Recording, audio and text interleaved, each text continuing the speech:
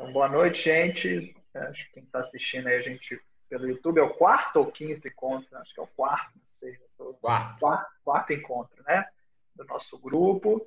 Hoje o tema vai ser a questão do Estado e da transição, ou da revolução, ou da ruptura, né, Mota? A gente até ficou, como é que vamos chamar esse tema? Mas depois a gente define, né? Estado e revolução, para trazer o nome do livro do Lênin, o estado de transição, estado de ruptura, enfim.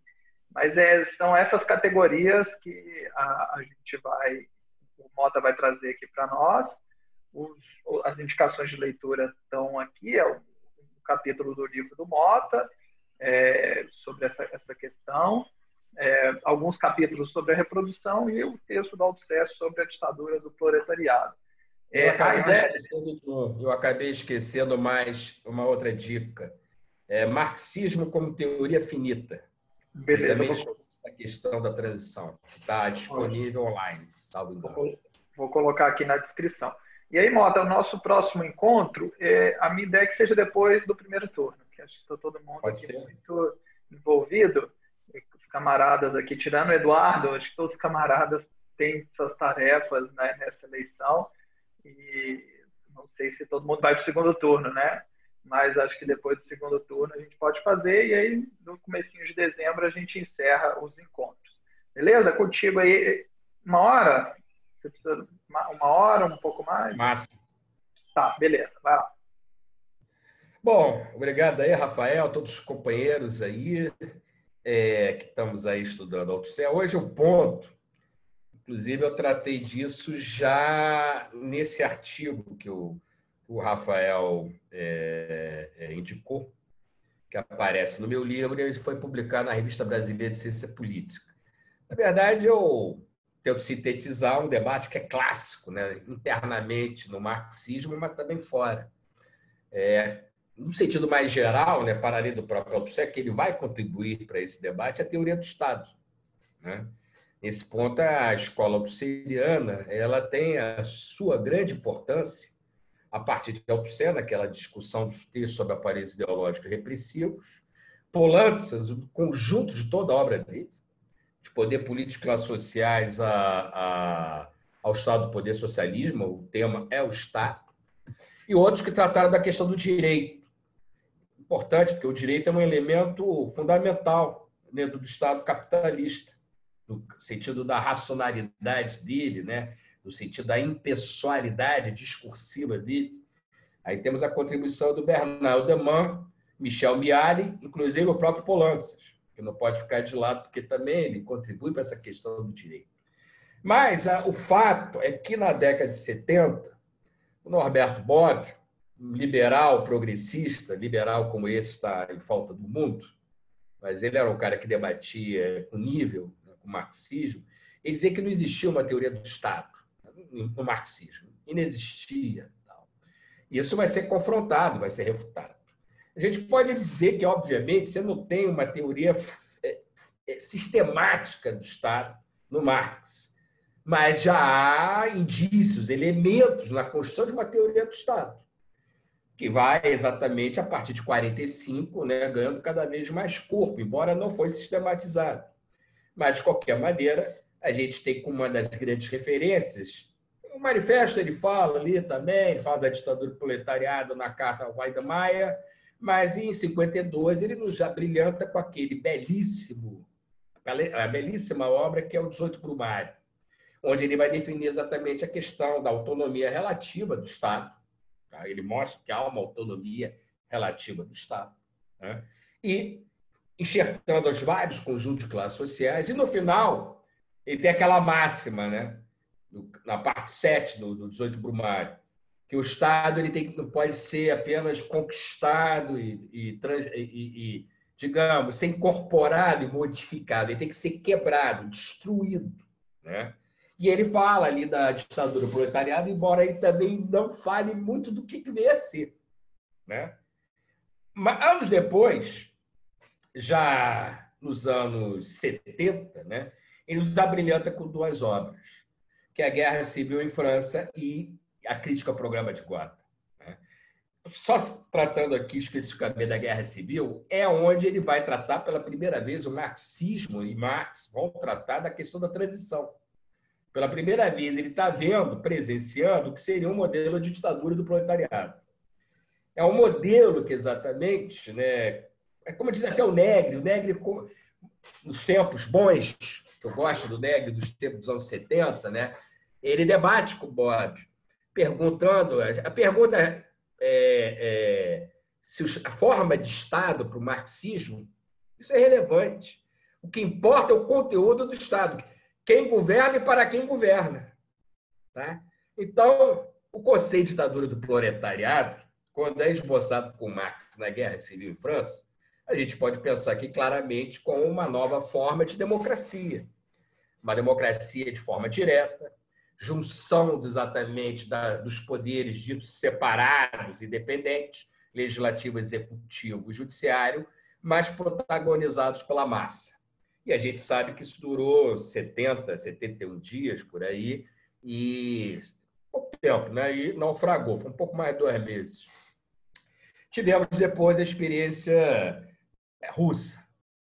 E antes da experiência russa na prática, o Lenin compilou muito bem isso no Estado e Revolução, numa crítica exatamente a Kautsky e também por tabela Bernstein, numa crença que os aparatos do Estado seriam neutros. E ele, exatamente, ele vai mostrar por A mais B que Marx, como Engels, refutavam qualquer leitura de neutralidade do Estado.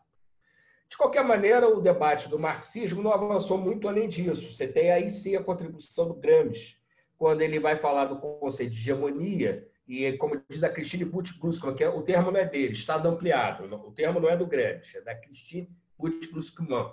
Mas, pensando exatamente naquela leitura que ele proporciona, hegemonia mais coerção, sociedade civil mais sociedade política, ou fusão da sociedade civil da sociedade política, quer dizer, tem o Gramsci muda, né? Faz umas variações no significado dos seus conceitos, o que seria normal dentro de uma cadeia. Né? O que o Althusser tem de brilhante, nós já começamos a falar isso na aula passada, ele é retomar essa questão da ampliação do Estado, das funções do Estado. O Negri, inclusive, na década de 80, ele vai dizer que o Althusser ele revoluciona o conceito de Estado, né? Inclusive, até um termo que a gente não vai gostar muito, ele diz que é a primeira leitura pós-moderna do Estado. Tá? Aí eu entendo pós-moderno como uma refutação do modelo do Estado moderno, né? Da separação dos poderes, da centralização coativa do Estado. O Althusser, de fato, ele faz um alargamento do Estado, exatamente para trabalhar o quê? A função ideológica do Estado, que não estaria restrita naquele Estado formal que nós conhecemos, que é o executivo, legislativo, judiciário, nas esferas federais, estaduais e municipais. Desculpa, mas eu tive uma gripe esse final de semana, não foi Covid não, mas estou aí mesmo, estou recuperando, tá? Não foi Covid não. Bom, mas de qualquer maneira, você tem uma novidade conceitual, né, que vem a ser exatamente esse alargamento do Estado.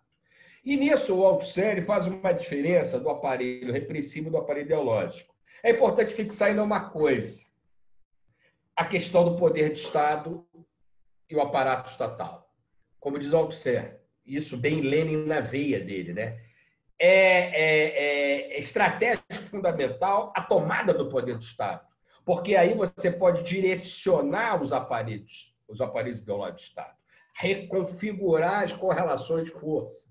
Ele diz que os aparelhos repressivos do Estado seriam impermeáveis às contradições, à luta de classes. O Althusser fala muito, muito sobre isso. Tá? Inclusive, para quem leu a conferência dele sobre a ditadura do proletariado, ele deixa muito bem claro isso. Né? O Estado está à parte da luta de classes, o aparato repressivo, ou seja, militares, policiais. Né? Isso indo de encontro com Polantzas. Tá? Porque o Polantzas vai sempre defender, sobretudo nas suas partes final da sua vida, nos seus últimos textos, diria para vocês de 75 em diante, pelo menos, que o Estado é uma correlação de força, então é atravessado pela luta de classe, ainda que os dominantes mantenham os dominantes sobre os dominados. Mas há sempre tensões nas correlações de força. Tá? O Althusser não concorda com isso. Tá? Ele também é importante dizer que o Althusser está muito influenciado sobre a revolução, pela Revolução Cultural Chinesa de 66. Inclusive, vai escrever um artigo sobre isso.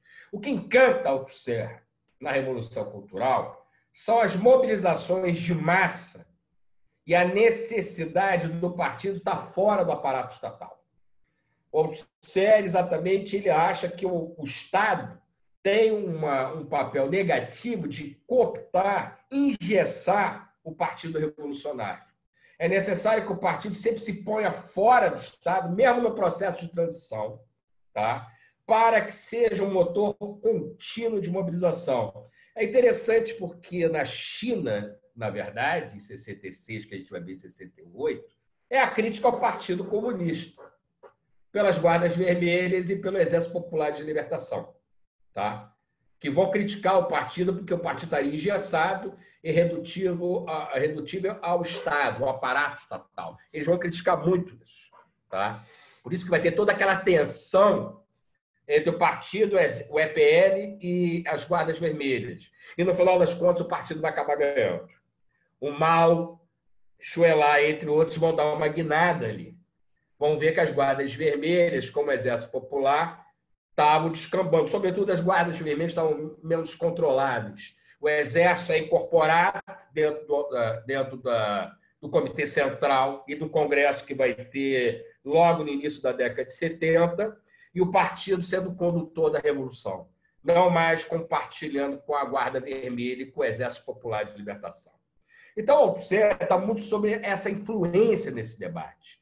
E outro fato que vai acontecer na década de 70 é o que é chamado de eurocomunismo. Né? Eu não gosto muito desse termo, não, viu? Esse termo foi criado pela mídia na época. E os partidos comunistas acabaram incorporando. Eurocomunismo diz tudo e diz nada ao mesmo tempo, porque abarca os mais diversos grupos que tiveram na Europa Ocidental, de um lado, e tampouco ficou circunscrito à Europa. Haja vista a influência desse debate no Japão. Haja vista a reflexão desse debate no cenário político brasileiro, na virada dos anos 70 para os anos 80, onde o texto do Carlos Nelson Coutinho vai ser uma referência básica de todo um debate da época. O Danilo até me fez uma pergunta hoje. Mas vai participar disso Marilena Chauí, desse debate, Vanderlei Guilherme dos Santos, Werneck Viana, Décio Sais, Marine, Teutônio dos Santos, entre outros, que eu vou ter que me lembrar aqui agora. Adelmo Genro Filho, já que você está aí no Sul, Rafael. O Adelmo Genro era o irmão do Tarso, tá? Faleceu cedo. E ele vai escrever um artigo que vai sair na Encontros com a Civilização Brasileira, número 17, A Democracia como Valor Operário Popular. Ele usa esse título para criticar o Carlos Nelson, embora ele tenha muita afinidade teórica. Ele era lucaciano, como Carlos Nelson, mas ele discordava politicamente. Ele dizia que a leitura leninista do Carlos Nelson estava equivocada. Tá? E o próprio Carlos Nelson depois falou para mim que realmente não está. Ele tentou ajustar o Lenin desse ponto de vista dele. Ele falou isso na casa dele, lá na Gávea, isso na década de 90, início dos anos 90, quando eu fiz minha pesquisa sobre a revista Civilização Brasileira e Tempo Brasileiro. E aí ele, simpaticamente... Espera aí que eu vou abrir aqui para o do gato.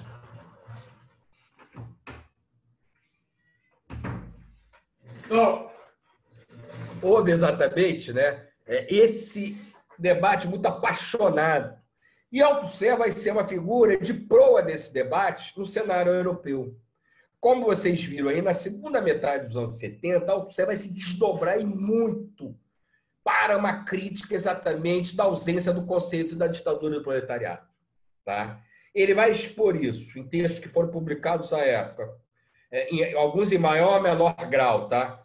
No 22º Congresso, ou 6 iniciativas comunistas, teve essas 2 traduções em português, o que não pode haver no Partido Comunista, o texto sobre a Conferência da Ditadura do Proletariado, está publicada pela revista Lutas Sociais, Marxismo como Teoria Finita, e o inédito é Marx dentro dos seus limites. E, certo aspecto, no texto, nos manuscritos dos aparelhos ideológicos do Estado, sobre a reprodução, ele trata dessa questão da transição. Inclusive, ele fala exatamente de revoluções fortes e revoluções fracas. Revoluções fracas seria, inclusive, ele cita lá algumas datas francesas, né? A exemplo do golpe de Luiz Bonaparte, que a estrutura do aparato estatal praticamente se manteve. Alguns redirecionamentos aconteceram. Mas ruptura, descontinuidade, seria o modelo de 1789, ou da Comuna de Paris, que foi residual no sentido que ela não foi para o conjunto da formação social francesa e ela teve um tempo curto. De qualquer maneira, o que importa, né, na concepção do Althusser é que a transição ela coincide, o socialismo, para ele, para o Balibar, nesse debate aí, com Bobbio, com os militantes dentro do PC francês e do Partido Comunista Italiano, e, de certo modo, com Poulantzas também. Ele não cita Poulantzas, mas está sempre implícito Poulantzas ali, exatamente a necessidade de manter o conceito da ditadura do proletariado, porque é um conceito essencial na teoria marxista. Como dizia o velho Escobar, num daqueles 2 livros dele, o Marx Trágico, o Marx Flor da Potência, a ditadura do proletariado é a alma do marxismo. Ele bota até esse termo aí, né? Bastante radical, né? Vamos dizer assim, ou seja, a essência, quer dizer, é um conceito necessário. É óbvio que isso não significa que num programa partidário, né, de um determinado partido comunista legal, vá botar no seu programa a defesa da ditadura do proletariado, porque vem o Ministério Público e fecha o partido, dizendo que o partido é contra a democracia. O que importa para o marxismo é que o conceito de ditadura e democracia não são universais no sentido que são para todos. A democracia ela é direcionada para determinados segmentos da sociedade e se torna uma ditadura para outros segmentos da sociedade. Tá? Então, seja no capitalismo ou na transição socialista, essa democracia nunca vai ser universal, no sentido prático, porque ela não vai abarcar todos os interesses de todo mundo. E sempre vai haver resistência. Então, é uma necessidade também coativa. Entretanto, essa necessidade coativa para segmentos contra-revolucionários, paralelamente a isso, você tem uma ampliação de participação democrática, inclusive nas bases existentes dos aparatos repressivos, pensando aqui nos sovietes, onde soldados e marinheiros participavam ativamente, onde também, na Revolução Cultural Chinesa, durante pelo menos um determinado período dela, participação ativa de soldados, né, dentro das suas organizações, dos seus espaços, das suas comunas, discutindo política, discutindo politicamente. Tudo bem que vamos dizer que a Revolução Cultural teve desvios, teve problemas, tudo bem, mas vamos pensar aqui mais em termos abstratos, né? Então, o que ele quer dizer, e dentro do marxismo, né, que é sempre tratar disso, né, é exatamente que o conceito de democracia, né, você tem que pensar o conteúdo dessa democracia. É sempre um conteúdo. Ou ela é uma democracia popular, uma democracia socialista, uma democracia de massas, ou ela é uma plutocracia, termo muito bem preciso do Pareto, para dizer que não só falo de marxismo, né? Pareto, ele, pelo menos, ele é realista nisso. A chamada democracia burguesa, a democracia moderna, é uma plutocracia. São grupos de elite em rotatividade de poder. Né? Ou, pegando no Poulantzas, não adianta falar de mudanças de governo se as frações de classe do bloco no poder continuam ditando exatamente o conteúdo das políticas estatais, seja de ordem econômica, seja de ordem política. Tá? Então, a questão do debate ela não está ausente na ditadura do proletariado. Lembremos aquela máxima do velho Mao, nos anos 50, né? Que sem escolas, que sem flores floresçam, que sem escolas se rivalizem. Ou seja, é um espaço, quer dizer, o momento da transição também é um momento do debate intenso, onde questões de gênero, de etnia, raça, culturais também vão aflorar. O que não vão aflorar exatamente numa democracia limitada, restritiva, onde você vota de 2 em 2 anos, você não escolhe seu juiz, não escolhe o promotor, né? Onde o guarda exatamente exerce a priori um poder sobre o cidadão, sem restrições, e não é escolhido pela própria comunidade, como, por exemplo, em Cuba acontece isso. Os guardas que existem uniformizados são oriundos exatamente dos bairros, daquelas comunidades, que são escolhidos para patrulhar, né? Então, é uma outra forma de democracia. É uma democracia que realmente, ao contrário que o Carlos Nelson, o pessoal aí da dialética conciliadora, como é que é? É uma síntese, né, que eles falam, né?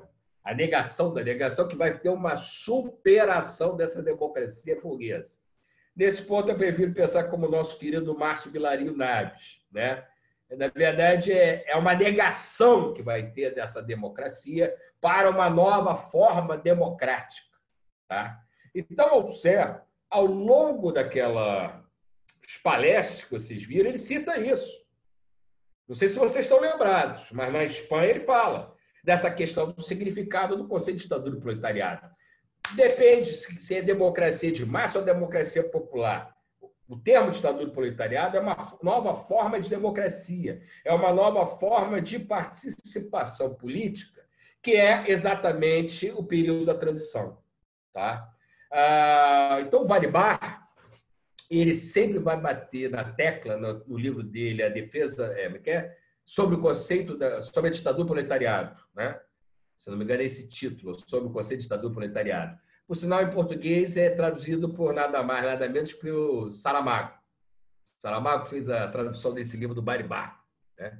Então, exatamente, o socialismo é a ditadura do proletariado. O socialismo é a ditadura proletária. O Velho Escobar que tem uma crítica a isso, que ele acha que o nome socialismo está degenerado pelas experiências da social-democracia. Mas, na verdade, dentro dos cânones do marxismo, exatamente é a etapa que segue, né? O momento posterior, né, à tomada do poder e que antecede exatamente a sociedade sem Estado. O comunismo é a sociedade dos comuns, onde não há Estado, onde a gente entende, né, novas formas de sociabilização, né, e de participação política. Tá? Então, é isso. O que mais vocês querem saber aí? Eu acho que eu devo ter anotado algumas coisas. Eu acho que a questão dos aparelhos do Estado, que na última ficou faltando, a gravação caiu também, lembra? Caiu aí? Não, a gravação na última aula que você falou dos aparelhos do Estado, a gravação caiu, e aí você falou, na próxima eu vou retomar. Outra coisa, o Estado é uma máquina para o Althusser. Ele, ao contrário do Polantzes, que pensa o Estado como um campo de forças. Aquele termo campo de forças do Bourdieu é muito inspirado nas leituras do grupo althusseriano e particularmente lá do Polantzes, algumas coisas. Sempre é uma correlação de forças, né? O Althusser não vê isso. Para ele, o aparato jurídico, policial, militar é uma máquina e ela produz uma energia específica. Ele fala isso. Lembra dessa passagem? É uma produtora de energia. Que tipo de energia é essa? A violência à força. Tá? Já produzida como força, tá? No sentido da legalidade.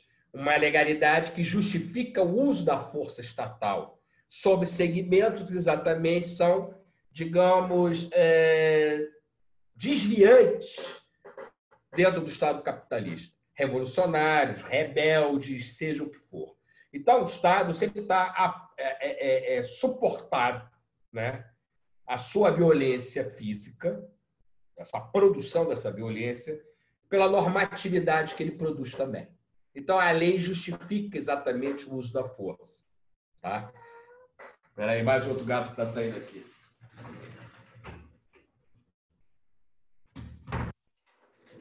Pede para entrar para o quarto do ar-condicionado e depois quer ir embora. Não aguento. Ou então não está aguentando a aula, né? De ficar ouvindo Althusser.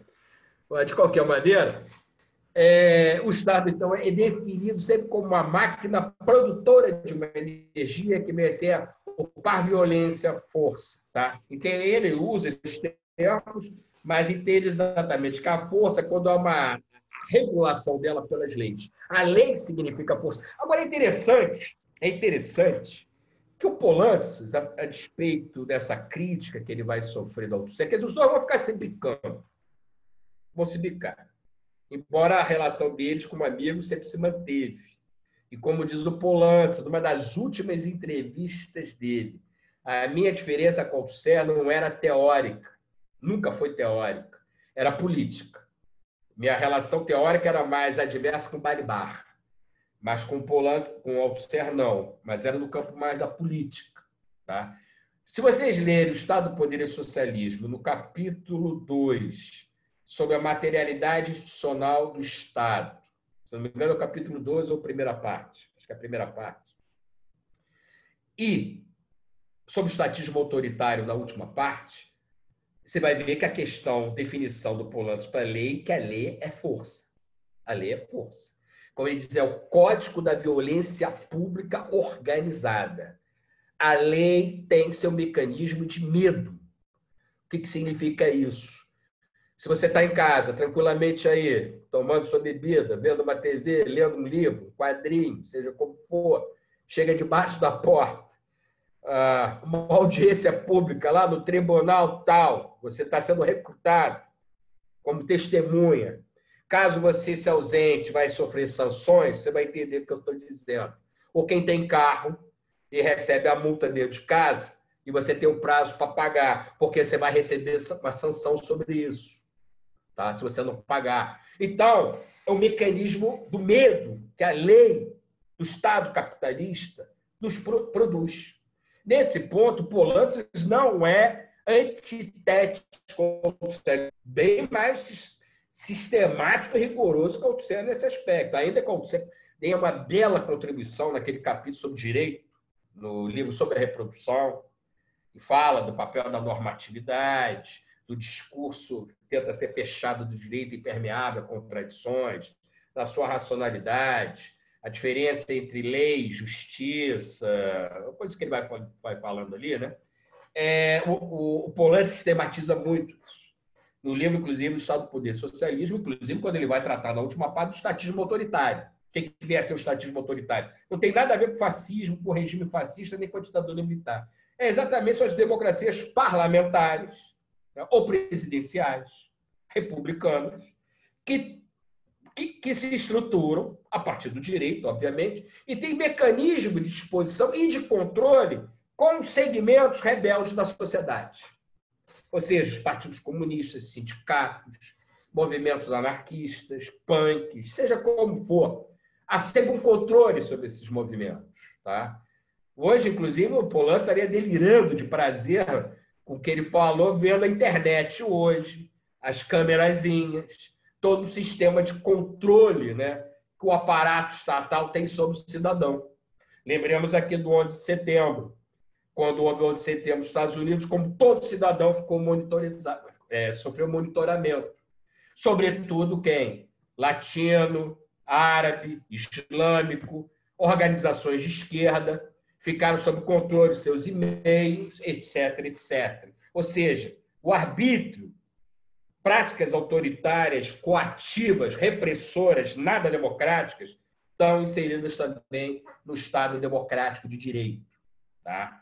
Então, essa é uma posição que o Polantzes também defende. Agora, o Polantzes, também não sei muito bem por que cargas d'água, ele começa a ter homogeniza o conceito da ditadura do proletariado. A gente tem que lembrar o seguinte, né? É um momento de crise do leste europeu, que já estava atravessando. Lembre-se que a Polônia vai entrar com força nos anos 80, com solidariedade, com muito apoio dos trotskistas e da Igreja Católica, dos Estados Unidos, CIA e cacete A4, onde vão eleger um ex-operário que hoje é o símbolo maior da extrema-direita da Polônia, né? Que é o Lech Walesa. Homofóbico, racista, tudo que é de neoliberal, que é de pior tem nesse sujeito. Nossos camaradas trotskistas aplaudiram muito ele. Além do mais, havia outras crises para além do leste europeu. Você tinha uma indefinição na China, como é que estava o processo lá depois da morte do Mao Tse-tung. E nós tivemos também, e também muita falta de informação, até hoje a gente não sabe muito bem o que é que aconteceu. Quando eu falo muito bem, é apurar em todos os detalhes o que aconteceu no Camboja, com a vitória do Khmer Vermelho, do Khmer Rouge, que era um grupo que se dizia maoísta e depois só ficou nacionalista. Aí começaram a apontar, ter feito campos de concentração, dizimação da população. Hoje já estão refutando isso, dizendo que boa parte dessas vítimas também eram frutos do bombardeio que Phnom Penh sofreu dos Estados Unidos. E houve, obviamente, milhares e milhares de vítimas com isso. E teve que ser obrigado, inclusive, a população, depois da Revolução, né, do Khmer Rouge, sair da cidade para o campo, já porque as cidades estavam devastadas e precisavam de produção de comida. Então, é um debate que eu não quero entrar, porque eu não domino tão bem esse tema. Eu não vou me prender ao filme dos anos 80, The Killing Fields, Os Gritos do Silêncio, tá? É um filme até interessante, vendo tal, mas dentro de determinados diagnósticos mais recentes, você começa a ficar com o pé atrás. Eu acho que até o pessoal da teoria da dependência deveria admirar mais o Khmer Vermelho. Afinal de contas, o ministro da Economia era um leitor, né, da teoria da dependência, fez uma tese sobre a teoria da dependência e tal. Talvez mais próximo do Fernando Henrique, eu não sei, porque o marido já nos anos 70, mas, de qualquer maneira, é tudo família, né? É família. Isso aí vai para os meus amigos da teoria da dependência, que eu gosto muito deles, tá? Mas é uma provocação saudável. De qualquer maneira, estava em crise a esquerda na época. Lembremos, inclusive, o Althusser fala, não nesses textos que tem indicado, mas eu li hoje no Marx e os seus limites, a emergência dos novos filósofos, em 74, 75, 76, que eram quem? Era um bando de ex-maoístas, que participaram ativamente da revolta de maio de 68, e depois, quando veio o Solzhenitsyn, arquipélago Gulag, eles mudam de lado. Eles mudam de lado. Se tornam visceralmente antimarxistas. A exemplo do Bernard-Henri Lévy, o mais famoso, que era o mais substancial, que é o André Grossman, que vai escrever A Cozinheiro Canibal e Os Mestres Pensadores. E, na década de 60, escreveu um texto brilhante, usando muito Mao Tse-tung, inclusive, que é o Discurso da Guerra. Então, você tinha toda uma onda anticomunista, no sentido, né? Anticomunismo, que eu estou falando mais, é sido como socialismo real. É melhor pensar assim, socialismo real. E, realmente, aí o Polantzes, ele vai abdicar do conceito de ditadura proletariado, ele diz que é um conceito que já estaria datado, que seria necessário mudá-lo, já não correspondia à realidade.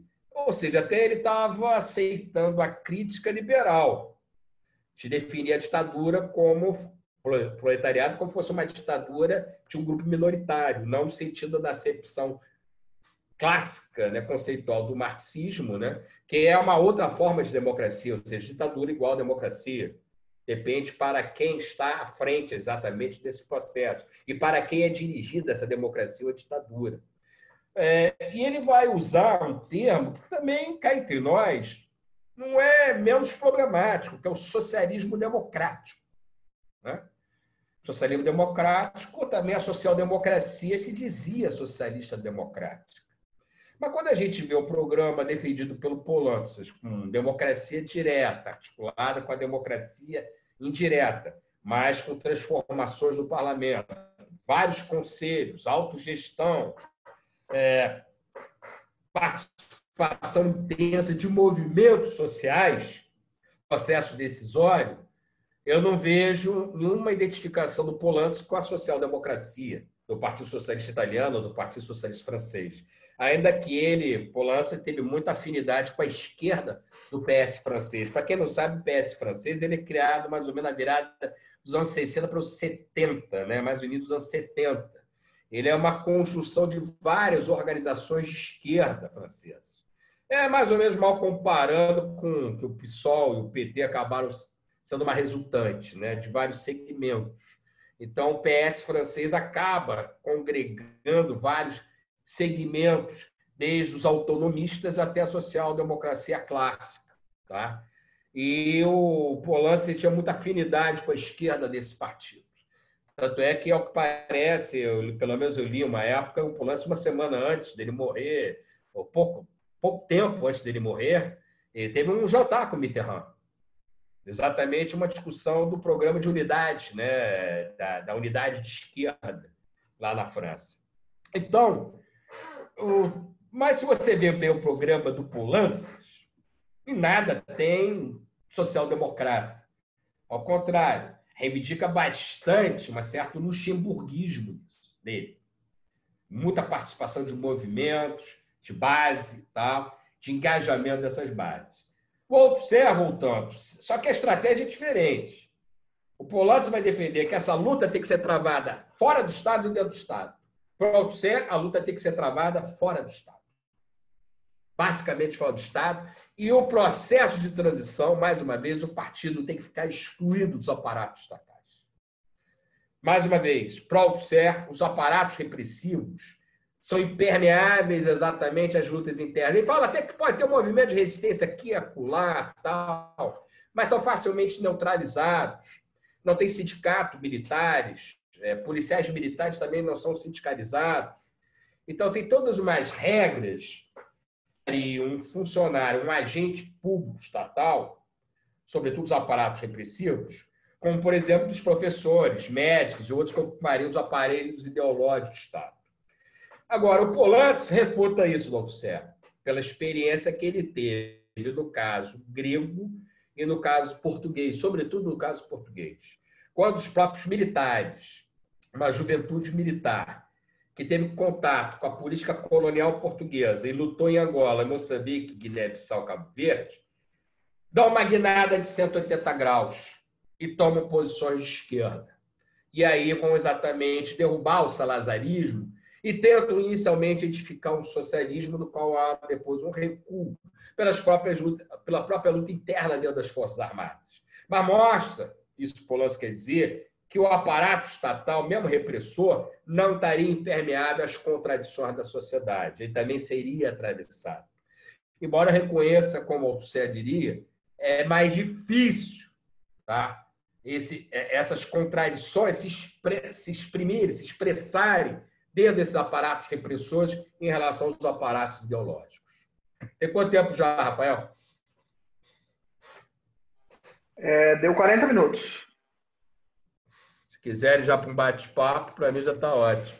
Não, eu acho que podia pontuar só essa questão dos aparelhos de Estado, que é porque cortou no último vídeo. Agora? Não, agora está tranquilo. Se bem que eu voltei a falar sobre isso logo depois, eu me lembro que achei nas perguntas. É verdade. Qual é o comentário aí que você quer? Não, é que eu acho aquele trecho. Eu tenho uma pergunta. Eu me lembro qual é. Eu tenho uma pergunta. Ele passa por isso, e não aprofunda, e não ficou tão claro para mim. Que quando ele vai discutir a questão de que o privado, né, de que você não pode entender o Estado só como uma máquina pública, né? Então ele vai falando que o privado também ele exerce esse papel da reprodução da ideologia, né? Só que ele não amarra muito bem isso, né? No livro ele passa muito rápido. Ele mesmo fala, não vou tomar muito tempo nisso aqui. Se você puder dar uma... Já tenho a resposta para você. Para o Althusser, o primado não é a organização jurídica dos aparelhos. Não interessa se ele é regido pelo direito civil ou pelo direito público, o direito privado ou pelo direito público. O que importa são as relações de produção e a forma dessa reprodução dessas relações sociais de produção. Então, por exemplo, uma empresa estatal, mesmo até num governo de esquerda, mas ainda não revolucionário, numa transição, pode ser uma empresa capitalista, porque as relações de produção não mudaram. Tá? Então, teria uma semelhança, esses aparatos econômicos, o Althusser não usa aparelho econômico, tá? O Polanski, sim. Acho que o Polanski até avança bem nisso, nessa questão dos aparelhos econômicos, né? serem regidos pelo capital, pelo estatuto público, mas serem reprodutores ainda das relações de produção capitalistas. Tá? É isso que ele quer falar, basicamente. E aquilo que é privado, dito privado, como uma igreja, como uma escola, como uma universidade, ela, na verdade, é também reprodutora dessas relações de produção. Então, para ele, o Estado, né, ele deixa de ser uma coisa, um centro, para ser uma coisa realmente difusa no conjunto da sociedade. Eu me lembro de uma frase que acho que eu li na década de 80, assim, o Estado é o Estado das relações, é o Estado das relações, porque ele sai exatamente daquele centro do formalismo jurídico, tá? Clássico do Estado moderno, que vocês conhecem aí na literatura, com justnaturalismo, com Montesquieu, né? Todos esses autores brilhantes, os clássicos, né? E quebra exatamente, a partir daí, essa noção do público e do privado, que, aliás, o Gramsci já tinha feito isso. O Gramsci já fala isso. O Estado, quando ele está naquele sentido ampliado, que não é o termo do Gramsci, mais uma vez, o Estado com hegemonia, coerção, hegemonia, ele bota ditos privados e públicos, ele bota entre aspas. É porque, como ele fala, o método é o mesmo, a metodologia, a reprodução, como diria Althusser, é a mesma. Então, você vai ter exatamente conflitos internos. O problema é que o Althusser, aí sim, ele restringe o aparato repressivo em nível público, praticamente público. Restringe, ele não fala, como a gente tem de Estado no sentido restrito, né? Judiciário, polícia e Forças Armadas. Aí ele realmente tem um toque bem mais circunscrito. Quando se trata de ideologia, ele amplia consideravelmente. Inclusive, Danilo Martuccelli e Armando Boi, meus queridos amigos, andaram fazendo críticas, que o conceito de família, a família também para ser um aparato ideológico. Tem outros autores que até concordam com o Althusser nisso, né? Que a família, na verdade, ela é atingida pelo direito, seja o direito de caráter público, mas também privado. Mas quem regula o direito privado, é isso que é importante dizer aqui, é o Estado capitalista. O Código de Direito Civil. Apesar de ser relações Rafael versus Mota no processo, em última instância, quem vai garantir no caso, eu estou devendo dinheiro para ele, alguma coisa. A sanção, em última instância, vai vir do Estado.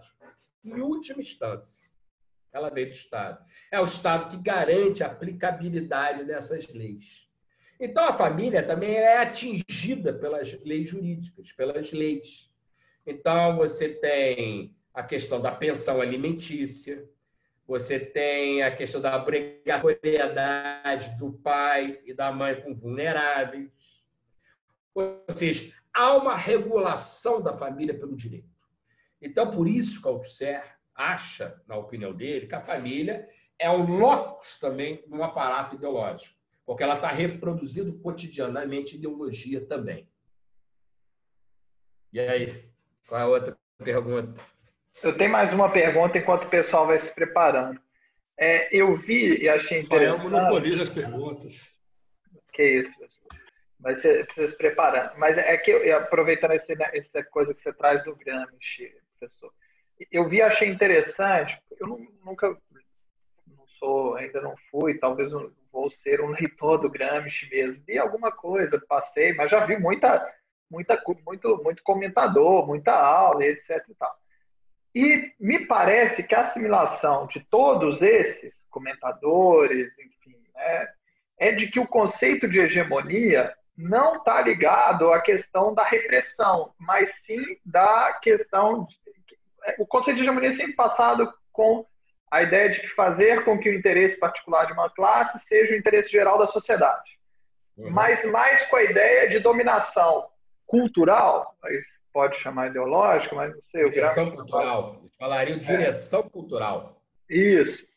Da sociedade. E o Althusser, nesse texto da Conferência sobre a Ditadura do Proletariado, ele traz uma outra interpretação, que para mim foi uma coisa nova. Entendendo a hegemonia no sentido de que a hegemonia ela também imputa a questão da repressão também, e não somente Aí pode ser uma por causa do Lenin. Aí acho que eu não me lembro dessa passagem agora, mas talvez seja por causa do Lenin. Uhum. Não tem a mesma acepção do que o Gramsci. Mas eu acho que o que ele fala lá no texto, que eu queria ver se eu estava interpretando certo, e o que você tem para comentar disso. O que ele me fala é que ele acha que o Gramsci, por estar na cadeia, ele não podia escrever, colocar lá a ditadura do proletariado, e que o conceito de hegemonia que ele monta, ele engloba essa ideia de que vai ter que se exercer para ter a hegemonia um processo de poder que está embutido e contém no exercício do poder a força, né? Porque nenhuma classe exerce poder sem a força, né? Sem você conseguir fazer, né? O Gramsci não descaracteriza essa questão da força. Eu me lembro da obra dele. Porque vem aqui para o Brasil, aqui a leitura que se faz depende do Gramsci é muito dessa. O Gramsci depende da leitura. Aqui, mas a leitura majoritária é essa, não é? É de que uma leitura que não é a mesma da Macchiotti, da Maria Antonieta Macchiotti. Não é a mesma do Edmundo Dias e de outros. Realmente é um autor. Né? Eu acho que eu estou ficando mais para do Marcos Del Roio, cada vez mais. Ele é o Gramsci antes dos cadernos, sabe? Porque ele é mais claro. Eu acho engraçado porque o Gramsci tem uma leitura do Maquiavel muito forte. Então, eu acho difícil ele tratar da ideia de hegemonia. Eu nunca li Gramsci, tá? Mas quando eu sei que ele tem o livro, que ele era um grande leitor de Maquiavel e se inspirava em muita coisa de Maquiavel, política moderna e tal. Então, é difícil você tratar de hegemonia, sendo um grande leitor de Maquiavel, sem ter a questão de ter um domínio num processo de transição de aparelhos repressivos também, né? O Gramsci, quando ele hegemonia, aí sim os aparatos repressivos, a sociedade política, ela é acionada. No momento de plena, os aparatos existem, a sociedade política existe, mas não necessariamente ela estaria, digamos, tendo primado, né? Isso é uma interpretação. O Perry Anderson faz muita crítica também esse tipo de interpretação do Gramsci. E mais ainda, o Polanyi. As pessoas acham que o Polanyi, no último livro, casou com o Gramsci. Ele falou, olha, o Gramsci sempre teve presente na minha obra até antes do Althusser. E se manteve. Mas a aproximação maior que ele tem, ali no último livro dele, que ele ainda mantém Althusser em muitos aspectos, foi o Foucault. Quando ele pensa também em cada espaço da macropolítica, também tem as micropolíticas. E isso é necessário para entender um processo de transição. Né? E de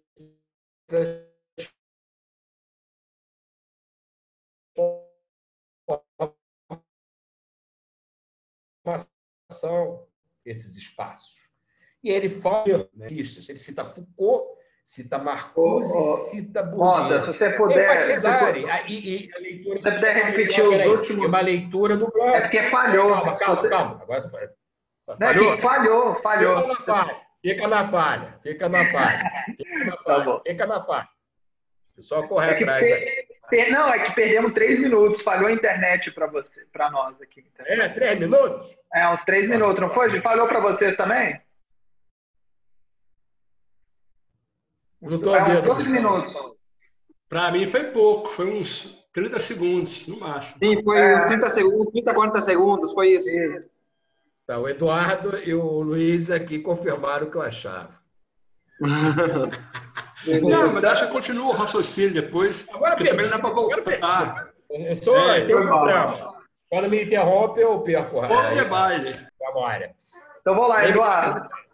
Eduardo tem uma pergunta aqui. Eu queria aproveitar o gancho que fez o Rafael da cultura. A gente vê muito falando da escola de Frankfurt, os culturalistas, né? Não, esquece isso, eu vou falar. Não, vou falar de frankfurtianos. Não, por isso, exatamente por isso. E você tem os estudos culturais aí da escola de Birmingham, do Raymond Williams, por exemplo, e a influência do Althusser na escola de Frankfurt, do Althusser e do Gramsci. E essa questão, queria muito isso, essa questão da coerção da transição ao socialismo, ou seja, a leitura da cultura, no final o direito determina, o direito determina mecanismos de coerção. Isso eu queria fechar um pouquinho, e se tem alguma relação com a primeira escola de Birmingham, né? Que eles estão lendo muito isso, o Raymond Williams.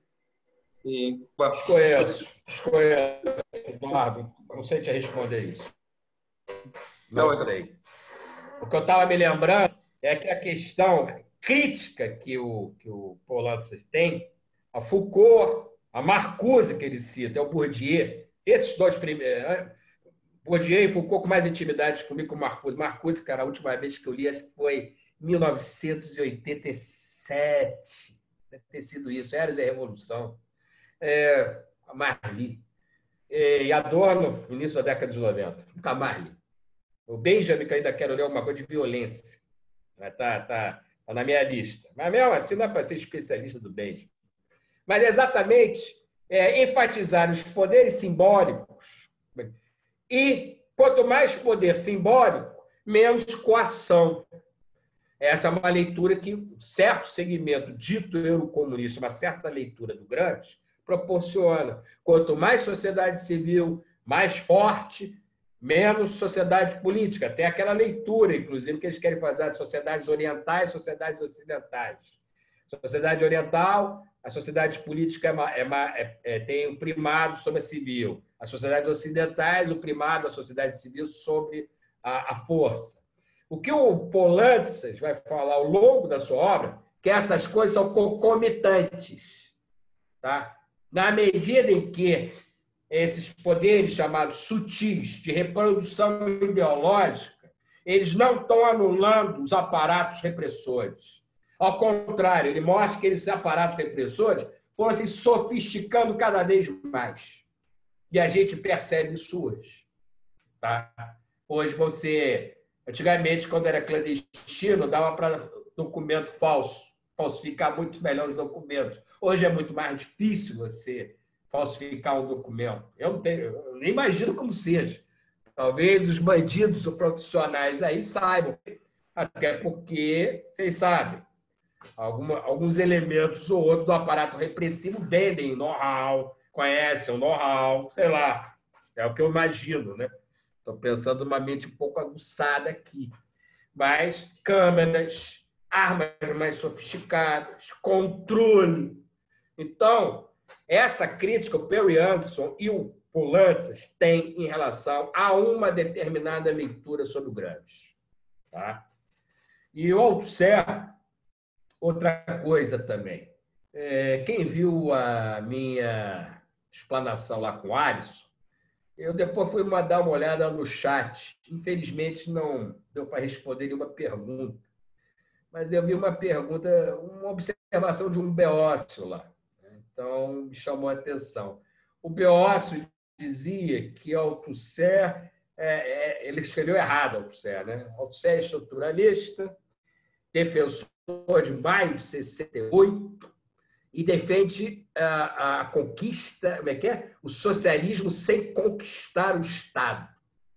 Olha, fake news, a gente sabe que tem a direita pra cacete, mas na esquerda também tem fake news pra cacete, né? Tem gente... Eu gostaria que o Beócio mostrasse exatamente aonde ele leu isso de Althusser. O que mais Althusser fala exatamente essa questão da conquista do Estado. Conquistar o poder de Estado para transformar os aparatos do Estado. A via para Althusser não tem receita. Althusser, em um momento, fala que a via socialista para o comunismo ou a via capitalista para a transição vai ser pacífica e democrática. Em nenhum momento ele fala isso. Ele não deixa nem claro isso. Ele fala, ela pode ser de forma pacífica, mas a possibilidade que ela seja muito mais exatamente conflitiva, violenta. Inclusive, ele fala algumas passagens disso no 22º Congresso. Inclusive, ele reporta muito o momento das formações sociais do terceiro mundo estavam passando, os movimentos de libertação nacional. Ele cita isso. Então, a gente tem que ter cuidado, porque tem muita gente que fala besteira e não sei de onde. Talvez ele seja confundido com John Holloway, que não tem nada a ver com a escola althuseriana. É importante dizer isso. Alguma outra pergunta, observações? Vamos lá. Agora tem o Luiz Paulo escrito, depois o Danilo. Boa noite, né, camaradas? Muito bom aí a primeira intervenção do Mota. Eu acho que essa questão do Estado, essa questão da ditadura do proletariado foi um negócio que me perseguiu na minha monografia, né? Inclusive a minha sob orientação de Waldseeriano. E é engraçado que só depois que eu descobri o texto do Balibar, né, sobre a ditadura do proletariado. Então nem tem referência na minha monografia a esse texto clássico, né, que é importante, inclusive, né, sobre a ditadura do proletariado. Hoje, inclusive, eu tenho até uma edição aqui que eu pretendo, inclusive, depois dar uma olhada no meu texto e tal, melhorar algumas coisas, quem sabe publicar em algum lugar. Mas eu acho o seguinte, camaradas, né, eu acho que essa questão do Estado, da ditadura do proletariado, nosso campo, né, no marxismo, é um pouco mais amplo, né, chamando de esquerda, é um negócio que é muito pouco debatido, né? Eu acho que, inclusive, esse apagamento do próprio Althusser também no Brasil tem a ver com isso, porque o nosso campo quer discutir muito pouco o Estado, né? Entender o que é o Estado, né? E aí, inclusive, né, acho que a perspectiva do que o Estado é, do que o Estado pode ser, como ele se transforma, né, e tudo mais.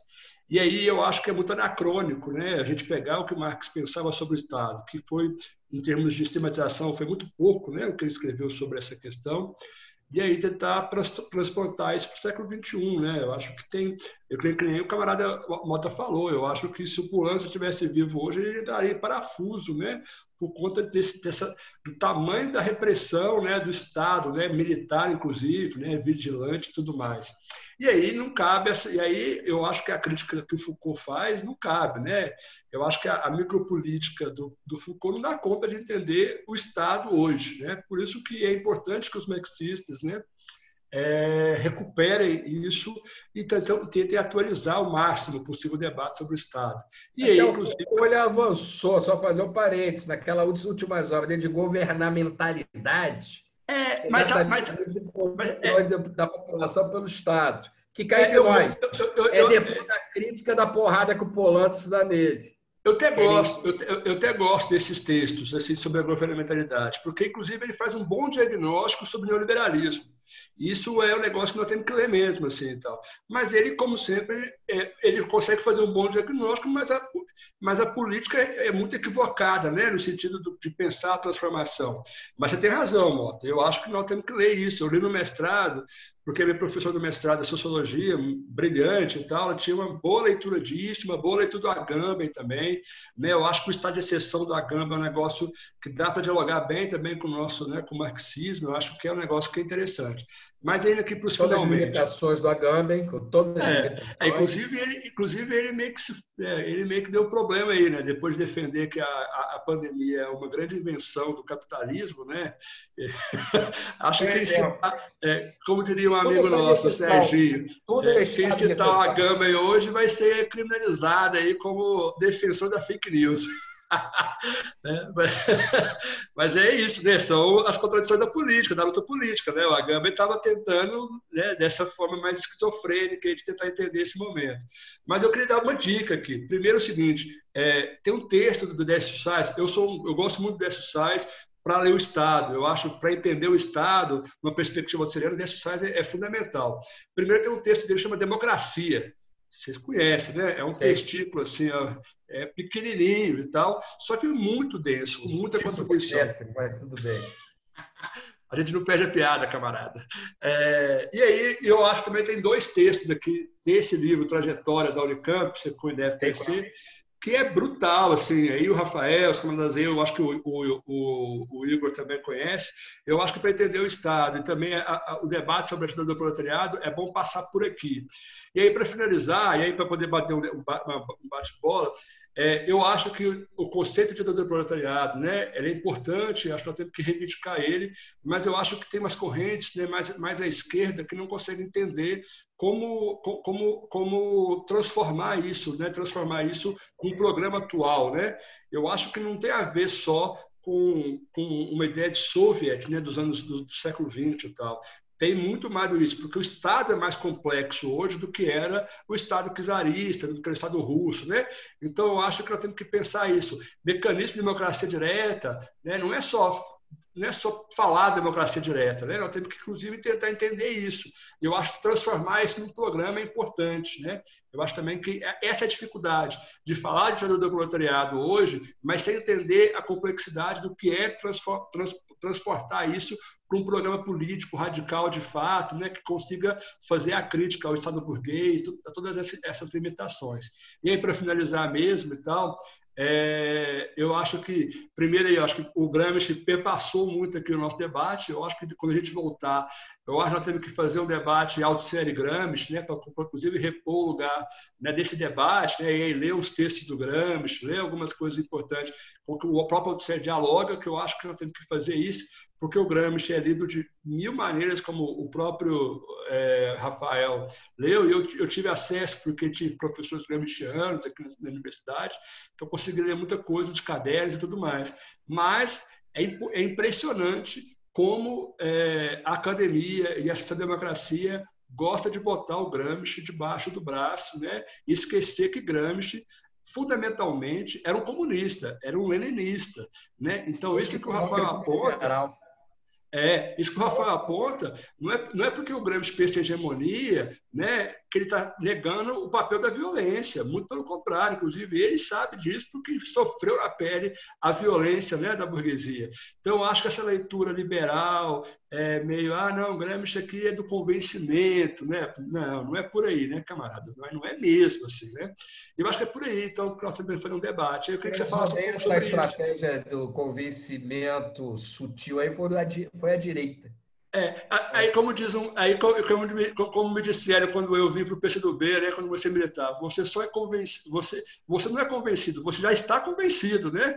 Então, só chegou aí até você e você falou, não, vamos embora, né? Então não tem essa conversa mole, né, de que vamos convencer grande parte da sociedade, a maioria do nosso projeto, porque isso é uma ilusão, né, camaradas? Né? A luta de classe não é isso, né? É outra coisa. E eu queria que você comentasse isso, né, sobre esse desvio meio esquerdista que as pessoas têm, né, nosso campo tem sobre essa ditadura do proletariado, né? Que o conteúdo é muito mais, né, do que falar que a classe detém o poder, e é mais do que isso, né? Tem que ter mecanismo, inclusive, para poder manter isso de pé.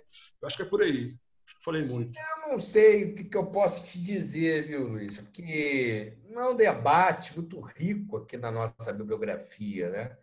A contribuição que eu vejo maior é desse grupo da escola altusseriana aqui no Brasil. Primeiro, o Escobar tem 2 capítulos, um sobre comunismo, um sobre comunismo e outro sobre, acho que 2 sobre ditadura do proletariado, uma coisa assim, naqueles livros dele. Um dos casos raros de alguém ter discutido de forma exaustiva isso. Outros casos, você citou aí do Décio Sais, esse texto aí sobre a democracia dele, que é uma crítica ao Carlos Nelson Coutinho. Saiu, inclusive, na revista Teoria e Política número 2, da editora Brasil Debate, e para vocês que não devem saber, essa editora era inicialmente vinculada ao PCdoB, e depois, com a ruptura de 1980, ela ficou na mão do PCdoBE, que virou depois PRC, Partido Revolucionário Comunista, das quais tinham ilustres membros, como Genuíno Neto, Tasso Genro, Adelmo Genro Filho, entre outros. Agora eu nem me lembro. Nelson Levi, Flora Abreu, entre outros. Tá? Então, isso aí não é nem da geração de vocês. Quando eu estava entrando no primeiro contato que eu tinha do PCdoB, foi exatamente na época que os caras tinham saído. Então, eu não estava entendendo nada, era chumbo trocado. Vladimir Pomar, o pai, o filho do Pedro Pomar. É Walter ou Vladimir? Acho que é Vladimir. Vladimir. O Walter é o neto. Vladimir, da China, escreveu sobre a China. Então, era essa dissidência. Tá? E que o Décio vai publicar nessa revista, Teoria e Política, que até então era uma revista que congregava marxistas e leninistas. Não era somente membros do PRC. E o Décio vai escrever esse artigo. Quem mais? O Márcio Naves, ele tem contribuições a isso, um texto sobre transição. É um dos poucos autores brasileiros que tratou disso, que eu me lembro. Vocês podem achar esses artigos dele aí em PDF. Alguns são até, inclusive, da década de 80, que o Marx escreveu na revista Temas e Ciências Humanas, se não me engano, era esse nome, do Gildo Marçal e do Marco Aurélio Nogueira, que era uma revista do PCB. E o Márcio Vilarinho colaborou. Eu desconheço se o Armando escreveu alguma coisa sobre esse tema. Tal. Eu escrevi nesse meu artigo aí, que virou capítulo de livro e saiu na Revista Brasileira de Ciência Política, o que não é muito fácil, uma revista acadêmica de bom nível publicar algo desse tema. Era exatamente o número que a chamada era sobre democracia. E o debate do marxismo é muito rico internamente sobre isso, sobre a questão da ditadura do proletariado ou da democracia, ou da via revolucionária ou da via reformista. Então, você tem todo o debate da Rosa Luxemburgo, Bernstein, Lenin, Kautsky. E depois você pula isso. Isso ainda percorre outras, os anos 20, 30. Mas depois vai ter muita força de novo esse debate nos anos 70. Com um fenômeno, né, do movimento chamado eurocomunista, que, na verdade, é o impacto, a força que ainda tinha o Partido Comunista Italiano e também os seus limites, inclusive que é mostrado até na filmografia italiana da época. É só vocês verem o filme do Francesco Rossi, Cadáveres Ilustres, Cadáver Excelência, o nome do filme, que mostra, inclusive, alguns recuos do Partido Comunista Italiano em determinada situação, embora o filme não fale que seja PCI, nem que seja Itália, mas é tudo filmado na Itália, em várias cidades da Itália, para o espectador entender que era Itália, mas sem significar que fosse a Itália, fosse o próprio contexto da Europa. O Luiz Paulo saiu de imagem aí. Ele só tirou o vídeo. Só tirou o vídeo. Então, eu tô ouvindo, camarada, eu só vou pegar uma água ali. Tudo bem. Então é isso, eu acho que é um debate. Eu até falei que parece que a dissertação do Jones Manuel, que eu li, não li a dissertação dele. Eu cheguei a obter, acho que uma parte, sei lá, eu vi na internet, que ele até cita meu livro.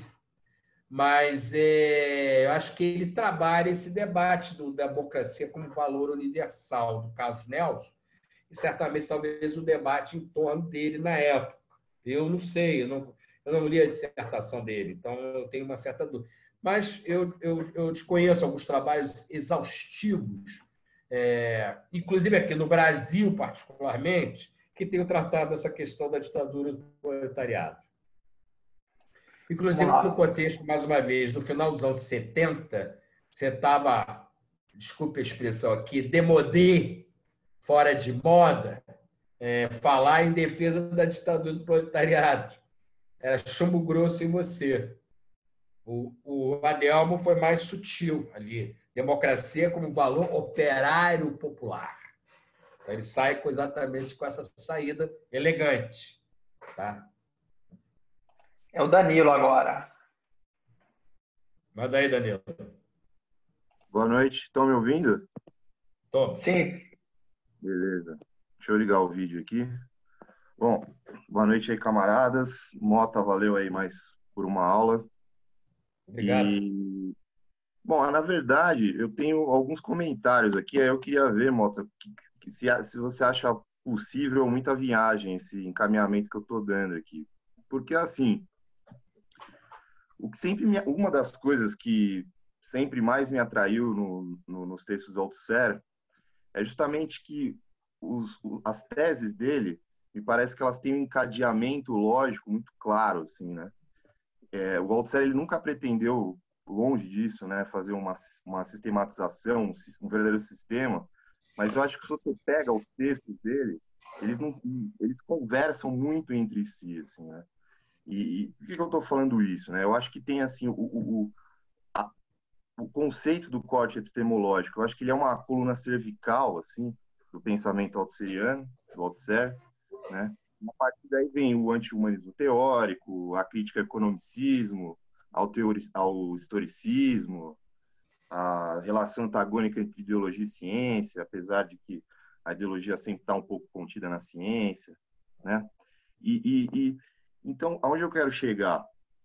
A ditadura do proletariado, o conceito de ditadura do proletariado de anti-humanismo teórico, eu acho que eles têm uma certa relação aí, né? Em que sentido, né? Parece que essas duas palavras, claro, elas ensejam muitas polêmicas, né? E a meu ver, né, e o Althusser ele diz isso, são polêmicas propositais, né? O Althusser nos textos de autocrítica dele vai dizer que o mais correto seria utilizar a partícula A em vez do anti, né? O mais correto seria falar em um a-humanismo do que um anti-humanismo, né? O a-humanismo não tem o mesmo efeito que um anti-humanismo, né? E daí a preocupação, talvez até um pouco política, quando ele optou por esse anti, né? Então, eu acho que, da mesma forma que o anti-humanismo teórico, ele é uma lembrança, digamos assim, né, de que é fundamental partir das classes e não do homem, né, como o Althusser diz, e justamente por uma posição correta, uma posição política correta dentro do marxismo, né, eu acho que também a ditadura do proletariado, ela também é uma lembrança, né, de que a democracia burguesa ela é uma farsa, né, ou seja, numa transição socialista, a gente não pode ter ilusões democráticas, né, no sentido da democracia liberal, né? Então, e aí, né, para finalizar tudo isso que eu disse aqui, e eu estou muito influenciado, claro, pelo debate recente aí do materialismo aleatório, eu participei das duas lives, inclusive a sua também, que foi a segunda, e eu não sei se é possível que a gente estabeleça, então, uma relação no sentido que o Alisson propõe, né, do materialismo aleatório justamente com a ditadura do proletariado.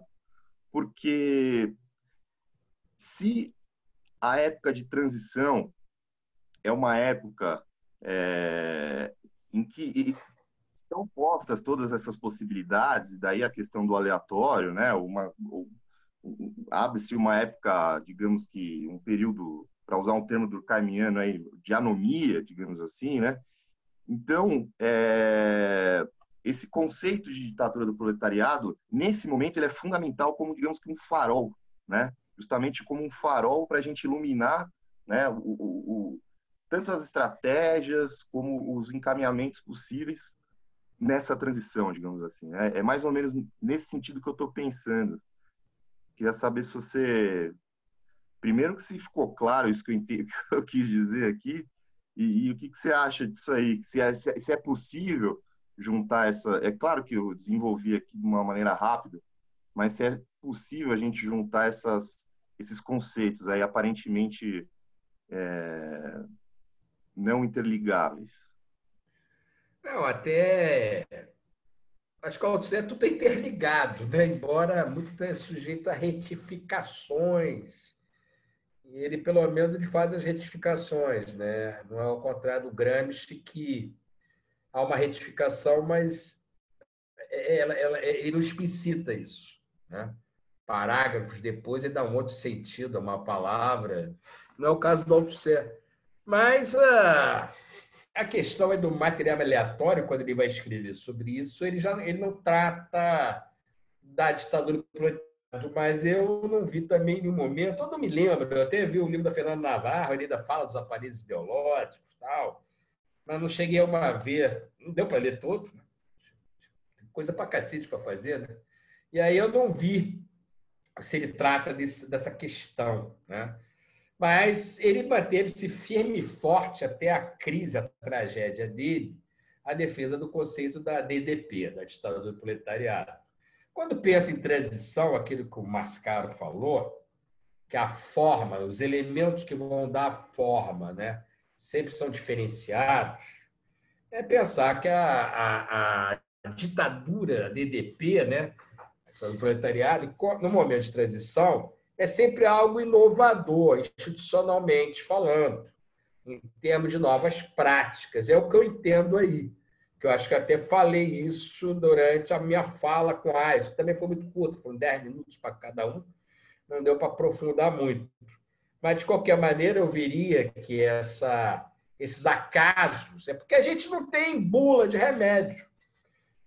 O marxismo não trabalha com bula de remédio, a gente sabe disso. O senso comum que não sabe. O senso comum acha que temos uma fórmula, vai ser a fórmula também igualzinha aos outros países, e vamos aplicar essa. Alguns marxistas também não sabem, não, Walter. Especialidades é direita brasileira. Oi? Alguns marxistas também não sabem, não. Oi? Alguns marxistas também não sabem disso, né? Eu vou nem falar desses outros aí. Como é que é? Bom, deixa eles de lado. Mas é verdade, fico na mira de que sempre tem um modelo a ser aplicado, nirvana a ser encontrado. A gente não bebe nessas fontes, né? A gente não trabalha com essa perspectiva. Mas a questão da inovação ela vai fazer exatamente a partir do acaso, dessa pegada, como o Alcé fala ali no final. De qualquer maneira, eu não queria entrar nesse debate do último livro dele, dos últimos textos dele. Eu vejo que essa questão do acaso ela sempre teve presente no Alcé e ela vai se acentuando na medida do tempo. Eu me atenho mais àquela fase dele do John Lewis, elementos de autocrítica, e mais nos textos antes da tragédia. Quando ele fala do aleatório, mas ele fala de um processo sem sujeito, sem fim. Ele fala isso. Porque o sujeito, em uma determinada formação social, não vai ser igual ao da outra. Num país vai ser operários e camponeses e soldados. Numa outra formação social vai ser majoritariamente camponeses, como foi o caso da China. Você não tem uma aplicação mecânica.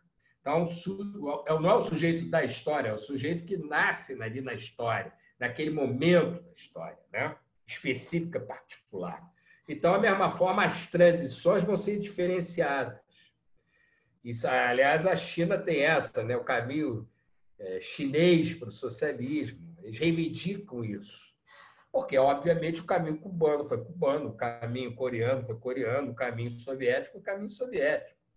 É isso que faz exatamente. Só a direita, não vou esquece a esquerda, determinada esquerda aí, esquerda que apoia a Ucrânia, eu não reconheço como esquerda.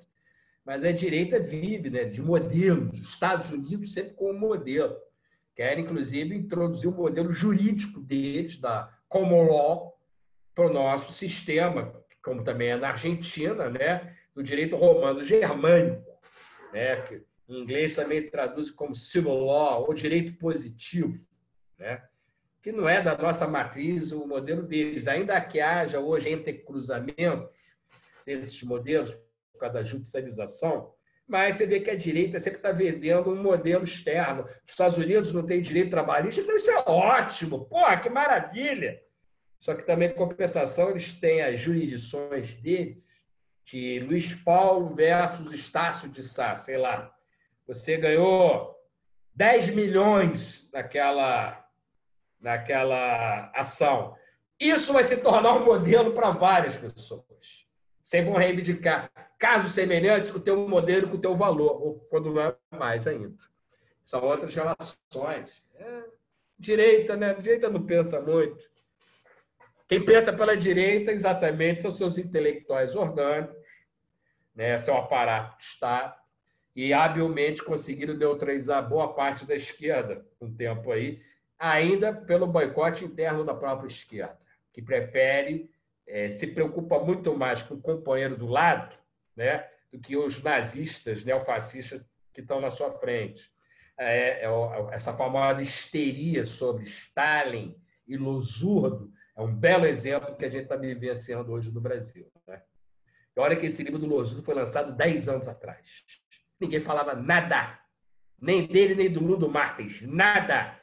Mas, como há emergência nos últimos 5 anos de uma geração descontente com as passeatas de 2013, descontente de determinados segmentos de esquerda que apoiaram a Ucrânia, apoiaram a derrubada do Gaddafi na Líbia, boicotam Cuba, China e também defendem a invasão da OTAN na Síria, obviamente, nessa meia década, né, de 2015 para cá, uma nova geração está emergindo e reivindicando muito mais a herança do que se chamava socialismo real ou das lutas de libertação nacional do século passado.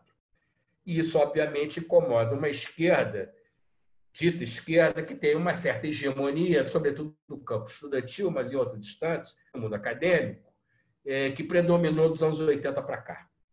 E agora estão se incomodando. E vão se incomodar cada vez mais.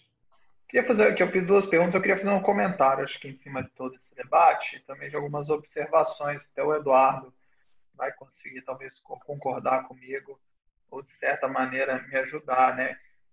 Que eu acho que está inserido num debate, é uma coisa que eu também insisto muito, né, de travar internamente, assim, um debate, não uma disputa, porque não, acho que nem tem muita disputa, tem mais um debate na UJS, né, para esse debate mais estratégico sobre o Estado, né? Que eu acho que o que o Althusser faz naquele texto, principalmente, é isso, olha, gente, na palavra de ordem, não podemos gritar democracia de massa. O Spala até colocou aqui, ditadura democrática revolucionária do proletariado. Você pode gritar o que for, mas se você não perder o estatuto teórico do conceito, né? O estatuto científico do conceito. E eu acho que a perda dessa visão estratégica não vou colocar ilusão, porque é que nós somos materialistas, né? Não vamos ficar acreditando que as pessoas são enganadas, né? Mas a falta de tratamento, né, de ter esse conceito científico no horizonte, acho que fez a gente, de certa maneira, não entender que o Estado ele é uma reprodução do capitalismo, né? E acho que quem conseguiu entender isso, e aí depois a gente pode ser até uma linha de pesquisa, né? Foi o caso venezuelano, que não é marxista, né? Não é liderado por uma força marxista, mas que tinha muita influência do Fidel.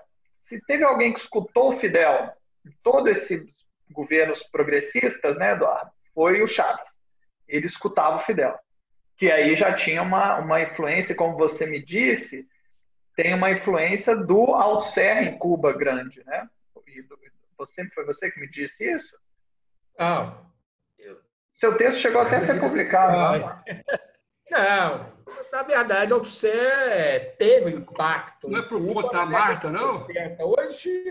Hoje, na verdade, quando eu fui lá, já não era tão lembrado, só mesmo para os mais velhos.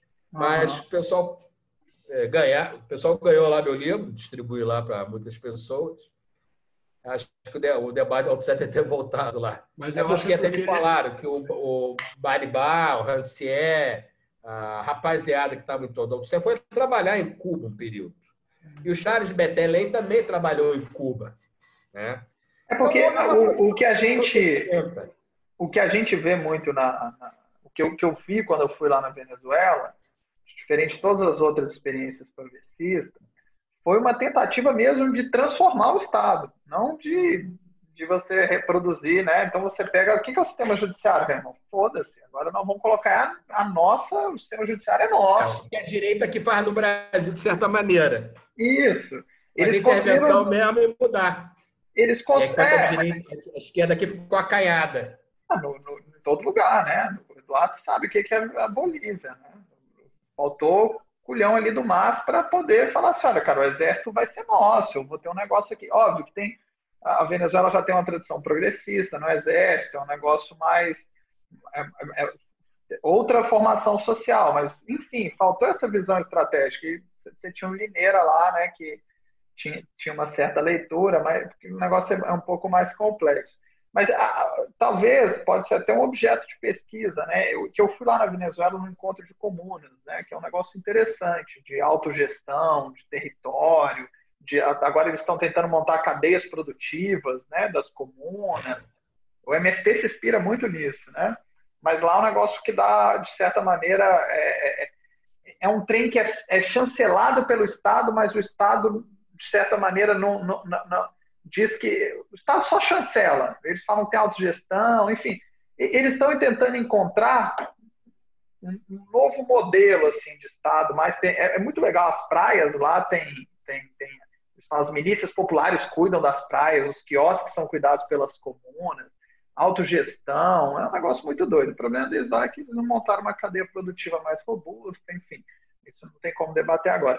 Mas eu tenho a impressão de que o modelo, o único que ficou em pé, está lá, os trancos e barrancos, mas está em pé, né? O venezuelano está em pé, né? Pode discutir qualquer coisa, mas o Maduro está lá resistindo bravamente. Aqui nós já caímos, na Argentina caiu e voltou, mas voltou daquele jeito, né? Na Bolívia caiu, no Equador caiu, e é Cuba e Venezuela, que foi quem encarou o problema do Estado de frente. Falou, olha, meu irmão, para manter aqui, eu preciso transformar, assim, né? E transformar não é você mudar mesmo, radicalmente. É quase um novo Estado que tem na Venezuela. A nova Constituição. Quando você fala nova Constituição, são novos aparelhos de Estado. Né? Então, acho que eu nem sei se existe algum estudo sobre isso, sobre esse caso venezuelano, sobre o caso cubano, assim, de entender o que é esses novos aparelhos de Estado, como que funciona esse processo de reprodução da ideologia, né? Entendendo que a ideologia é algo que se mantém, né? Não é algo que não tem uma história, né? É histórico, né? Que sempre vai estar presente. Lá, pô, impressionante, assim, o processo de formação ideológica. Eles montaram essas comunas, milícia popular, é tudo pelo Estado, cara. E o partido muito forte também, com mobilização de massa muito forte. Então, eu lendo Althusser, me parece que o Chaves leu Althusser, ou pelo menos implementou um pouco, ou leu Lenin, né? Que o Althusser era uma leitura de Lenin. Deve ter lido Lenin, né? Uma coisa sobre isso, não sei se eu posso fazer um comentário sobre a Venezuela. Eu também fui na Venezuela em 2012 e fiquei quase 2-3 semanas aí, vendo as comunas, tudo. A Marta Harneck ia muito com Chaves, ou seja, a Marta Harneck sempre estava com Chaves, ou com Chaves, e o Chaves escutava muito a Marta Harneck. Ou seja, a Marta tem muito a ver, eu acho, com a Marta Harneck, porque ela, inclusive, trabalhou na Venezuela há muito tempo. Ela morou lá um tempo. É impressionante, Mota, como é que eles têm essa visão de que o Estado, a burguesia, mas eles sempre remetem ao imperialismo, né? Mas óbvio, né? E eles têm noção ali de que o Estado é um aparelho para fazer o processo revolucionário deles. Cara, impressionante. E não é um partido marxista, né? Mas é legal isso que o Eduardo traz. Bem lembrado, Eduardo, da Marta Harneck, muito bem lembrado. Que eu me lembro dele, ele conheceu Mesaros, fez uma amizade com Mesaros. Mas eu acho que realmente a Marta deve ter influenciado muito mais, até porque ela fala espanhol. A Marta teve uma influência em Cuba também, né, Mota? Ela morou em Cuba durante muito tempo. Morou em Cuba também. Eu acho que essa questão do Odisseia lá em Cuba veio dela. Pronto, matamos a charada, gente. O povo leu a Marta Harneck, aprendeu com ela. E mantiveram o processo. Um comunista que nunca leu os manuais da Marta Harneck, porque não... Rapaz, tem muita gente que se leu aqui e não entendeu, Luiz Paulo. Quem lê muita Marta Harneck quem lê muita Marta Harneck é a consulta, né? A consulta lê muita Marta Harneck. A Marta Harneck foi casada com um herói da Revolução Cubana, se eu não me equivoco, se não me engano. Então, acho que por aí tem a influência em Cuba também do Althusser via Marta Harneck, de certa forma. Pode ser. Ela foi aluna dele. Bom objeto de pesquisa aí, entre um mestrado. Apaixonada por ele. Bobear, faço isso aí no meu mestrado, entender esse percurso aí da Marta Harneck, Venezuela e transformação dos estados. Esse eu dava aula nos cursos da UJS com esse... Esse eu perdi. Esse eu não tenho mais. Esse aí eu coloquei no curso nacional da UJS como preparatório, esse manual é inteiro. Eu tenho PDF, aqueles cadernos populares, né, que ela elaborou, que é super bom também. Inclusive foi o Serginho que me mandou, assim. Que aí aí é de formação de base mesmo, né? Que é um negócio interessante. Pessoal, seus intelectuais, sobretudo Marx, depreciavam ela, porque ela era didática. Ela conseguia exatamente fazer o que ninguém consegue, ser didática. Explicar para o trabalhador o que é ser explorado, né? E quais são as soluções, né, que vão sendo apontadas pelo marxismo. Ela conseguia fazer isso. A maioria tem um conceito de 800 páginas que ninguém lê. Eu acho que tem um negócio que a consulta está lendo, que tem a ver com aquela ideia que eu acho que ela trabalha muito, que é a tal da vanguarda compartilhada, né? Não sei se você já conhece, se já viram falar disso, né? De que várias organizações, né? E eu acho que tem um pouco a ver com o MAS lá na Bolívia também, né? Várias organizações compartilharem a vanguarda do processo revolucionário, né? Não ter centralizado isso num partido, né? Ter um movimento mais amplo e essa vanguarda compartilhar esse processo. Então, é um negócio interessante, né? Até para pensar essas transições políticas, né? E aí é uma crítica também a essa ideia da estrutura do partido único, né? Então, acho que tem um pouco disso também. Na Bolívia tem um sociólogo que chama René Zabaleta Mercado, não sei se vocês conhecem. Dos anos 70, 80, ele fala do poder dual, ou seja, uma dualidade de poder que é um pouco leninista. Bom, eu acho que é por aí. Muito bem. Então é isso, A gente. América Latina tem excelentes pensadores, infelizmente não conhecemos. Aí na sua Argentina mesmo tem o John William Cook e o Hernán Zarreg, que são dois grandes intelectuais. E olha que não estão na escola lucerana, eles bebem muita fonte do Jovem Marx, mas compreenderam muito bem o que é questão nacional lá na Argentina e a questão do nacionalismo popular, né? Não é à toa que o John William Cook vai ser uma influência direta na luta armada da Argentina.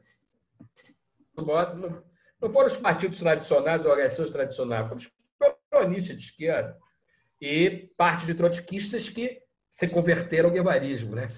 Saíram do trotskismo e se aproximaram da Revolução Cubana. Então é isso, gente. Finalizamos aqui o quarto encontro. O Mota não pode ficar sem falar dos peronistas, né, Mota? O Mota vai converter a gente aos peronistas ainda. Eu me mudaria fácil para a Argentina, cara. Fácil. Ô, Mota. Ô, Mota, rapidinho. O texto que você citou do Bilharinho é coleção Ideias. Eu estava caçando aqui. Tem que procurar no Lattes dele e na bibliografia do meu livro. Análise marxista e sociedade de transição, é isso? Tem que ter mais um. Tem que dar uma olhada na minha bibliografia e no Lattes dele. Ou então você botar, Igor, Márcio Bilharinho Nades, PDF. Vai aparecer, vai ter. O Danilo Martuchelli tem uma base que tem muita coisa dele. Eu não me lembro o nome do texto. Pois é, eu achei uma revistinha aqui. Tem até um texto do Bettenheim também. Achei massa. Eu vou mandar lá no grupo, lá, depois você dá uma olhada se é esse mesmo. Pode ser. E, ó, valeu. Entre nós, é Bettelém, viu? Eu também falava Bettenheim quando era jovem, mas aí aprendi com os amigos de Campinas, porque o Sérgio Silva foi orientado do Bettelém. E ali ele explicou para a galera uns 30 anos atrás, não é Bettenheim não, pessoal, é Bettelém. Nossa, eu só falo bobagem. Então. É irritado quando chama de Bettenheim. Então é isso, gente. Um abraço para todo mundo. Nos encontramos aí depois da eleição. Tristes ou felizes. Tá mais para tristes, mas vamos continuar aí, cara. Vamos ver. Camaradas, valeu demais. Fiquei caladinho aqui que eu tava sob coerção aqui hoje. Muito bem. Você estava dentro do aparato do Estado, estudando o Estado. O Igor tá sempre na maciota. Muito bom. O aparelho repressor do Estado. O Igor trabalha no coração do aparelho repressor do Estado. Agora que o próximo é sobre psicanálise, né? A gente vai tentar o puta da Voglio. Vou tentar o Pedro da Voglio, senão a gente vai ver outras alternativas. Beleza. Valeu, gente. Abraço. Abraço, pessoal. Abraço, camarada. Abraço. Falou.